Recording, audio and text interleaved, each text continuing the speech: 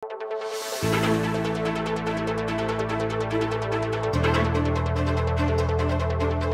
Maleldo lakwas na ustong Huwebes Santo at Biyernes Santo, parte na ng pamamanatara ng Katoliko ing Visita Iglesia o pamamisita kareng Pisamban.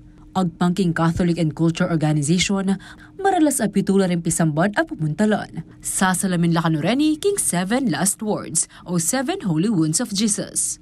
Pintalano po ng CLTV 36 News din Pisamban amalyari yung pasyalan, kaya biringke kayong kaluguran at kapamilya. At metong nekareni, ing San Guillermo Parish Church, King Bacolor.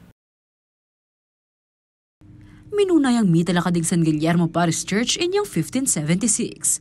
Mitambunan niya ining laharin niyang memakabong niya ing Mount Pinatubo banwang 1991. Di San Miguel Pisambang ini, ing 37 years old na Iremedios Tolentino, amenibad pa king Hagonoy, Bulacan. Talaga pong Miyerkules Santo po kami nagbibisita iglesia, pero po ngayon medyo napaaga kasi po may lakad po yung ibang may nagtatrabaho, kaya po siningit na lang po namin.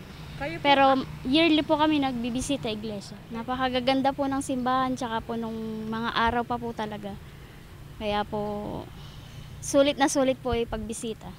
Manibat naman king San Guillermo, malyari ang taglusan ing Betis Heritage Church o ing Santiago Apostol Parish Church.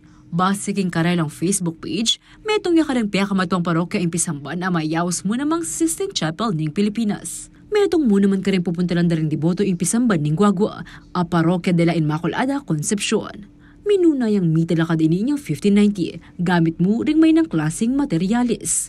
Gawaran neman bato ing Pisamban inyang 1661. Akit neman king San Fernando ing Metropolitan Cathedral o San Fernando Cathedral of the Roman Catholic Archdiocese amitalakad inyang 1948. Malyari yan namang bisitan ing Pisambang Maragul o Holy Rosary Parish Church kang Angeles City.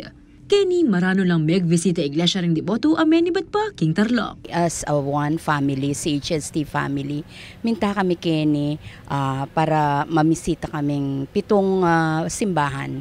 Ngayon actually 3 beses kami paikot-ikot dito. Siguro sabi ng Mama Mary, o Teo ko pupuntalan.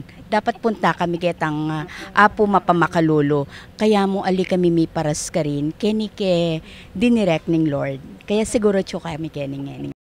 Akit niya maning Santa Monica Parish Church king Mexico, Pampanga, amitalakad inyang 1665. Gawaya ing tore na nini king batu at ladrilyo. Paniwalang metong yung inikarang piyakamatwang mitatagan na istruktura king Pampanga adinalan king Hispanic period at malala makasalpantayan ng Katoliko. At siya muna man yung parokya de Santa Ana king Santa Ana, Pampanga, amitatag inyang 1756. Aparte karang may sabing Pisamban, may glolya naman ng Department of Tourism o DOT Region 3 listahan daling malyaring pindaunan Holy Week pilgrimage. Kaya ba nakareni ing San Agustin Church king Lubao, San Bartolome Parish king Magalang, at Santa Rita de Acacia Parish Church king Santa Rita.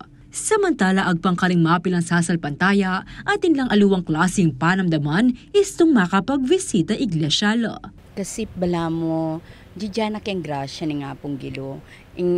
Kahit talaga, masanteng, bala mo ating kem peace of mind, makanyan. It's time to reflect, it's time to slow down. Ngayon yung panahon na ini, siguro magkaya, reconciliation, in faith tamo, dagdagan tayo pa. Kailangan po talaga lumapit kay Lord.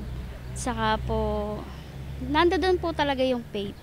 Ako, ingkya kayong talasuyo, liya na kanilaw, ating pusong makabalin.